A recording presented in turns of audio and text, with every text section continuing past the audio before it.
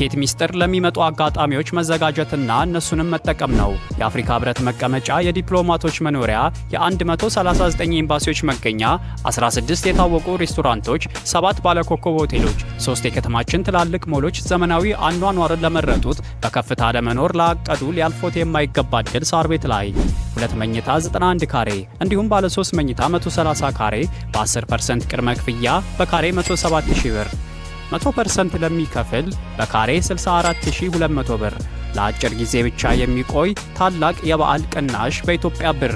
ቦታው ከሳር ቤት ወደ ልደታ በሚወስደው መንገድ ሲጀምሩ ሲሆን ከብሉ ዌስት ሆቴል ፊት ለፊት ተደዋውለን እዛው እንገናኛለን። ቴምር ሪል ስቴት። ለበለጠ መረጃና ለሳይት ጉብኝት ከታች ባለው ስልክ ያገኙን። የዱባዩ ዱካም ሬስቶራንት እንኳን ለዳግማዊ ትንሣኤው በሰላም አደረሳችሁ ይላል።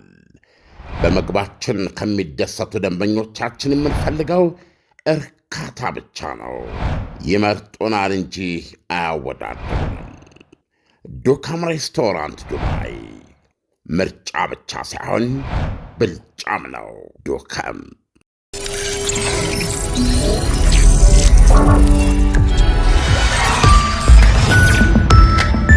ይህ አዋዜ ነው። በካናዳ አንድ አሽከርካሪ የነዳባቸው 9 ፊሊፒንሳዊ ካናዳውያን ትናንት አመሻሽ ላይ ቫንኮቨር ከተማ ውስጥ ተገደሉ። በደርዘኖች ቆሰሉ። ፊሊፒንሳውያኑ የአገራቸው ልማድ የሆነ አንድ በዓል ጎዳና ላይ እያከበሩ ነበረ። ፊሊፒንሶች ላፒ ላፑ ቀን ይሉታል። የስፔኖችን ቅኝ ግዛት የተዋጋ ፊሊፒናዊ የአርበኝነት መሪ መዘከሪያ ነበረ። በጸደይ የቫንኮቨር አማላይ ፀሐይ ስር ፊሊፒኖች በባህላዊ ዳንሳቸው ቀየውን አድምቀውታል። የደስታውን ስሜት የሚያጋግሉ የደስታውን ስሜት የሚያግዙ ምግብ አቅራቢ ከባድ መኪናዎች የአስፋልቱን ግራና ቀኝ ጠርዞች ላይ ሰልፍ ሰርተው ቆመዋል።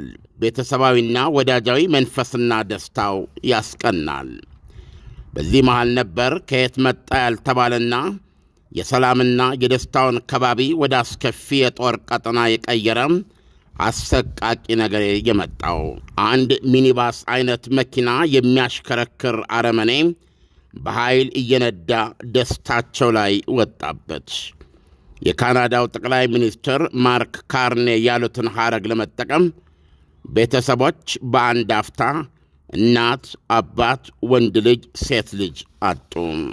ቦታው ቫንኮቨር ምስራቅ 43ኛው ጎዳና ፍሬዘር መንገድ የሚባል ነው። ንጹሐኑን በጎማው የፈጃቸው ስሙ ያልተገለጸው አሽከርካሪ የ30 ዓመት ጎልማሳ መሆኑ ታውቋል። አካባቢው ወዲያው ተለወጠ። ሙታንና ቁስለኞች ተረፈረፉም። ፖሊስ እንደሚለው ገጪው እኩይ ተግባሩን የፈጸመው ከሌሎች ሰዎች ተልኮ ወይም ተማክሮ ሳይሆን ብቻውን ነው። የጥቃቱን ምክንያትም ሽብር ብለው ሊገልጹት አልፈለጉም። ከጤና ችግር ጋር በተያያዘ ባለሥልጣኖች ዘንድ ቀርቦ እንደነበረ ግን የግል ታሪኩ አመልክቷል። ክሪስ ፓንሊኒያን የተሰኘ ጋዜጠኛ ለካናዳ ፓብሊክ ብሮድካስተር ሲናገር በሕይወት ዘመን ልታየው የማትጠብቀው ነገር ነው የሆነው ብሏል። በእግሩ ነዳጅ መስጫውን ተጭኖ በመቶዎች የሚቆጠሩ ሰዎች መሃል እየገጨ ጋለበ ብሏል። ሲቀጥልም ሰዎች በመኪና ኮፈኑ እየተመቱ ወደ ሰማይ እየደረሱ ወደ መሬት ተከሰከሱ። ያለ ምሕረት ጎማውን ነዳባቸው። የጦር ቀጠና ይመስል ነበር ብሏል። ገዳዩ ፖሊስ እጅ ሊገባ የቻለውም በበዓሉ ታዳሚዎች ትብብር ተይዞ ነው። ከገጨበት ጥቁር ሚኒባስ በሩን ከፍቶ ወጥቶ አጸያፊ ሕይወቱን ለማዳን ደፍሮ ነበር። ኢሳያስ እንደዚህ አይነት በመኪና ግጭት መኪናን እንደ መሳሪያ በመጠቀም የሚደረጉ ግድያዎች በብዛት እየተስተዋለ የመጣው ጀርመን ሀገር ውስጥ ነበረ። ምናልባት የዛ አይነት ቅጥያ ይመስላል አሁን በካናዳ የሆነው። በጣም የሚገርም የሚያሽከረክሩትን መኪና እንደ መሳሪያ በመጠቀም ሕፃናት፣ እናቶችና ምንም የማያውቁ ሰዎችን የጨፈለቁ መግደል የተለመደ እየሆነ ነው በምዕራባውያን ዘንድ። በተለይ በጀርመን ይሄ በየጊዜው እየሆነ ቢያንስ በዚህ ባለፉት ሁለት ሶስት ወራት እንኳ ከ3 ጊዜ ያላነሰ ተፈጽሟል። እና ይሄ ሁኔታ ነው የተፈጠረው። ዓለም እኔ አሁን በጣም እየገረመኝ ያለው ይሄ ጉዳይ በጣም በተደጋጋሚ ነው እየተደረገ ያለው እና እንዴት የሽብር ጉዳይ ተብሎ ሊፈረጅ አልቻለም? በእርግጥስ ሽብር አይደለም ወይ? እንደው በዲቴል ቢጠናስ እንደው ከኋላው የሆነ ነገር ሊገኝ አይችልም ወይ? የዱባዩ ዱካን እስካሁን ፖሊስ እንኳን ለዳግማዊ ትንሣኤ ምርመራው ቀጥሏል። እጁ ላይ ባሉ ጊዜያዊ መረጃዎች ላይ ተመስርቶ ያለው ደሰቱ ደንበኞቻችን የምንፈልገው ከወንጀል ጋር እርካታ ብቻ ነው። የተያዘ ሪከርድ አላገኘበትም እንጂ አያወዳል። አንድ ያገኘው ሪከርድ ከጤና ጋር በተያያዘ ከጤና ችግር ጋር በተያያዘ ወይ ብቻ ሳይሆን በአካባቢ የጤና ክሊኒክ ወይም ደግሞ አንድ ሆስፒታል ጋር ሄዶ ያመለከተ ወይም አንድ ሳይካትሪስት ጋር የቀረበበት እንደዚህ አይነት ሰነድ አንድ አጋጣሚ እንዳለ ነው የጠቀሰው። ከዛ ውጪ በፖሊስ የተያዘበት ሪከርድ እስካሁን ድረስ አልተገኘም። እንዲህ አይነት ሪከርድ አልተገኘበትም። እንግዲህ ሁለተኛ ፖሊስ ፕሮቴክት አድርጎታል። ይህም ጥበቃው ቢያንስ ስሙንና ማንነቱን አላስቀመጠውም። ይሄ እንግዲህ ለድርጊቱ ፈጻሚ የሚደረግ ጥበቃ ነው። የፈጸመው ድርጊት ግን ጤነኛ የሚሆን አይሆን እጅግ የሚዘገንን አንድ ማህበረሰብን ሙሉ በሙሉ ጥልቅ ሐዘን ውስጥ የከተተ በጣም በየጊዜው በየዓመቱ በሰቆቃ ሊታወስ የሚችል ነገር ነው የፈጸመው። ስለዚህ አሁን ፖሊስ ግለሰቡ በእጁ ነው ያለው። ስለ ግለሰቡን አነጋግሮ ወይም መርምሮ አትሊስት በመጀመሪያ መረጃነት የነገረን ነገር የለም። ግን ማንም ሊያስተውለው በሚችለው ሁኔታ መኪና እያሽከረከረ መጥቶ ሰዎች በዓላቸውን በሚያከብሩበት ቦታ ላይ እየነዳ ጨፍልቆ የሚገድል ሰው ከአእምሮ ጤና ጋር ብቻ ሊታይ አስቦ አቅዶ የመጣውን ያላደረገው ነው ማለት አንችልም። ዞሮ ዞሮ የፖሊስ ምርመራ ያስፈልጋል። ኤኒዌይ የዛ ጉዳይ ነው።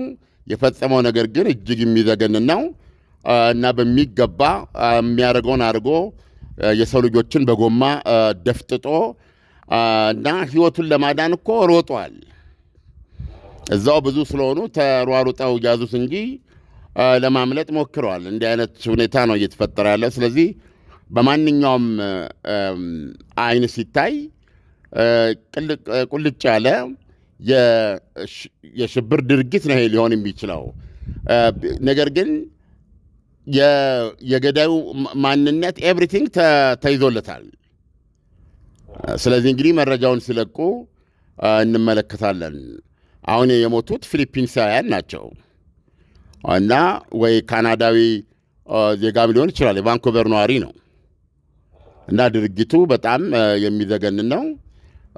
በተመሳሳይ ሁኔታ በተለይ በጀርመን እየተለመደ የመጣ የጥቃት አይነት ነው እና ሪሊ ሰዎች ገበያ ወጥተው ተገኝቶ የሚሞቱበት፣ ሰዎች በዓል ሲያከብሩ ተገኝቶ የሚሞቱበት፣ ምንም የማያውቁት ቶታሊ ከነሱ ጋር ምንም ግንኙነት የሌለው ሰው እያሽከረከረ መጥቶ የሚገድልበት ሁኔታ በጣም አስገራሚ ነው።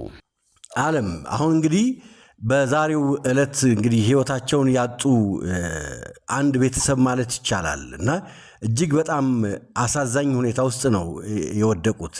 አሁን ይሄ ሰው ደግሞ ራሱን ለመከላከል ወይም ለማምለጥ መሞከሩ ቢያንስ ሁኔታውን ስትመለከተው ጤነኛ ሊሆን የሚችልባቸው ሁኔታዎች ይኖራሉ እና እንደው እንደዚህ አይነት ነገር ሲከሰት ወይም ለነገሩ መንግስት እንደዚህ አይነት እርምጃ አስቀድሞ የሚወስድባቸው ምንም ፍንጮች ባለመኖራቸው በምን አይነት መንገድ እንደዚህ አይነት ነገሮችን መከላከል የሚቻልበት ሁኔታዎች ይፈጠራሉ? ማለት የሚቻለው አሁን አሜሪካ ውስጥ ለምሳሌ በጣም በሚያሳዝን ሁኔታ ይሄ ሎን ወልፍ ይሉታል። በቃ ከመሬት ብድግ ብሎ ራሱ ብቻ በሚያውቀው ምክንያት ተነስቶ ምግብ ቤት ገብቶ ይገላል፣ ሬስቶራንት ገብቶ ይገላል፣ ሱፐርማርኬት ውስጥ ይገላል፣ ትምህርት ቤት ውስጥ ይገላል። ይሄ አሜሪካ ውስጥ በየጊዜው የሚፈጠርና መፍትሄ ሊገኝለት ያልቻለ ነው። የዚህ ዋነኛው አሜሪካውያን እንደ አስተሳሰብ እስካሁን ድረስ ባላቸው የራሳቸው ባህል ሰው ራሱን ለመጠበቅ መሳሪያ መታጠቅ አለበት፣ ህጋዊ ነው። አሜሪካ ውስጥ መሳሪያ ገዝቶ ይታጠቃል ራሱን ለመጠበቅ፣ ግቢውን ለመጠበቅ። በዚህ መንገድ ስለዚህ ለመሳሪያ ያላቸው መሳሪያ ለመያዝ አሜሪካ ውስጥ ዓላማ እንኳ ቢኖር ለተወሰነ ጊዜ ራስን ጠብቀ ጤነኛ በጎ ሰው መስለ መቅረብ ነው። በፖሊስ ሪከርዶች እንዳይኖርብህ የመሳሰሉ ነገሮች ትነሳለህ። ከዛ በኋላ የቻልከውን ገለህ ፍርድ ቤት ነው የምትገባው። 30 ጊዜ የአሜሪካ መሪዎች በእኛ ዕድሜ እንኳ መግለጫ ሲሰጡበት ከዓይናቸው እንባቸውን ሲጠርጉ ገለመሌ ታያለህ እንጂ አሜሪካ መፍትሄ ልታገኝለት ያልቻለችው ነው። ለምን? ትልቁ ያለው ከዚህ ከመሳሪያ ካልቸር ጋር ያላችሁ ትስስር ነው። መሳሪያው አለ። መሳሪያውን ማንም ሄዶ እንደ ከረሜላና እንደ ለስላሳ ሊገዛ ይችላል። ስለዚህ ይገዛል፣ ይገላል። ይሄ አሜሪካን ልትፈታው ያልቻለች ቢሰላ በየዓመቱ በብዙ መቶ የሚቆጠሩ ሰዎች የሚያልቁበት ነው። ነገር ግን እውነቱን ለመነጋገር የአንድ ሰው ሞት ያለ አግባብ ትራጀዲ ነው። ወደ ውስጥ ገብተህ ስታይ ሰዎች ልጆቻቸው፣ ሕፃናት ትምህርት ቤት ውስጥ ይፈጃሉ። እነዚህ ሁሉ ተደምረው አሁን የአሜሪካን ብታይ ብዛቱን ነገር አልችልም። ይሄ ነው የሚባል ጠንካራ ፖሊሲ ሊፈጥሩና ይሄን ነገር ጋብ የሚልበትን መንገድ ሊያቆሙ አልቻሉም። በጣም እርግጠኛ ነኝ። አሁን አውርተናል። አንድ 20 ቀን ብጠብቅ ይሄ ነገር ይፈጠራል እዛ። አሁንም የምናየው በአውሮፓ ደግሞ እንዲህ አይነት መሳሪያ በቀላሉ የምትይዝበት ሁኔታ የለም። ስለሌለ አሁን በተለያዩም በጀርመን እያየን ያለ ነው መኪናቸውን እንደ ጦር መሳሪያ የመጠቀም ነው። እነዚህም ቅድም ያልኩ ጀርመን ላይ ሎን ወልፍ የሚባሉ ናቸው። ምክንያቱ በሱ ጭንቅላት ጣጣ ውስጥ ያለ በዛ እብድ ሰውዬ አስተሳሰብ ውስጥ ነው። የአንዳንዶቹ በይፋ እብድ ባይባሉም አእምሮ ባይቃወስም እንዲህ አይነት ግድያ ለማድረግ የተነሳበት ዓላማ ግን የእብድ ነው እና አሁን በዚህ በተለይ በጀርመን እና በአውሮፓ በተለይ በጀርመን የምታየው ሁኔታ ምንድን ነው? ጤነኛ ሊሆኑ ይችላሉ። አእምሯቸው በዚህ ደረጃ ጤነኛ ነው። ክፉና ደጉን ይለያል አይለይም በምትለው ይለያል። ነገር ግን የአስተሳሰባቸው ውጤት ከመደበኛ እብድ የበለጠ አደገኛ የሚያደርጋቸው ናቸው እና እንደዚህ አይነት መኪናቸውን እንደ መሳሪያ የመጠቀምና ግድያ የመፈጸም ሎን ወልፍ ሊባሉ የሚችሉ የአውሮፓ ባህሪ የያዘ ግድያ ነው እና ይሄ ነገር በካናዳም እንደተከሰተ አድርገን መቁጠር እንችላለን። በጣም እርግጠኛ ሆኜ መናገር እችላለሁ። የካናዳውም ሰውዬ ከእብደት ጋር የሚገናኝ ነገር የለም። በራሱ እብዳዊ አስተሳሰብ በኋላ እንሰማለን እየፈጃቸው ናቸው። የአገሬ ሰው እንደሚለው የሞተ ተጎዳ ነው ኢሳያስ። እና አንድ ሙሉ ቤተሰብ እንግዲህ በዚህ ሁኔታ ኖ አንድ ሙሉ ቤተሰብ ሳይሆን እናቶች፣ አባቶች፣ እህቶች፣ ወንድሞች ናቸው የተገደሉት ያሉት ጠቅላይ ሚኒስትሩ። ያ ፋሚሊ ነው እዛ የተሰበሰበው። በመቶዎች የሚቆጠሩ ፊሊፒንሳዊ ቤተሰቦች ናቸው፣ ጓደኛሞች ናቸው። ስለዚህ የሚሞተው ወይ አባት ነው ወይ እናት ነች ወይ የሌላ ወንድም ነው ወይ የሌላ እህት ናት ለማለት ነው። በጣም የሚያሳዝን ነገር ነው። ዓለም ለትንታኔው አመሰግናለሁ። መልካም አዳር ይሆንልህ። መልካም አዳር። የዱባዩ ዱካም ሬስቶራንት እንኳን ለዳግማዊ ትንሣኤው በሰላም አደረሳችሁ ይላል። በምግባችን ከሚደሰቱ ደንበኞቻችን የምንፈልገው እርካታ ብቻ ነው። ይመርጡናል እንጂ አያወዳድሩንም። ዱካም ሬስቶራንት ዱባይ ምርጫ ብቻ ሳይሆን ብልጫም ነው። ዱካም የስኬት ሚስጥር ለሚመጡ አጋጣሚዎች መዘጋጀትና እነሱንም መጠቀም ነው። የአፍሪካ ህብረት መቀመጫ፣ የዲፕሎማቶች መኖሪያ፣ የ139 ኤምባሲዎች መገኛ፣ 16 የታወቁ ሬስቶራንቶች፣ 7 ባለኮከብ ሆቴሎች፣ 3 የከተማችን ትላልቅ ሞሎች ዘመናዊ አኗኗርን ለመረጡት በከፍታ ለመኖር ላቀዱ ሊያልፎት የማይገባ ዕድል ሳር ቤት ላይ 2 መኝታ 91 ካሬ እንዲሁም ባለ 3 መኝታ 130 ካሬ በ10% ቅድመ ክፍያ በካሬ 107,000 ብር 100% ለሚከፍል በካሬ 64200 ብር ለአጭር ጊዜ ብቻ የሚቆይ ታላቅ የበዓል ቅናሽ በኢትዮጵያ ብር። ቦታው ከሳር ቤት ወደ ልደታ በሚወስደው መንገድ ሲጀምሩ ሲሆን ከብሉ ዌስት ሆቴል ፊት ለፊት ተደዋውለን እዛው እንገናኛለን። ቴምር ሪል ስቴት። ለበለጠ መረጃና ለሳይት ጉብኝት ከታች ባለው ስልክ ያገኙን።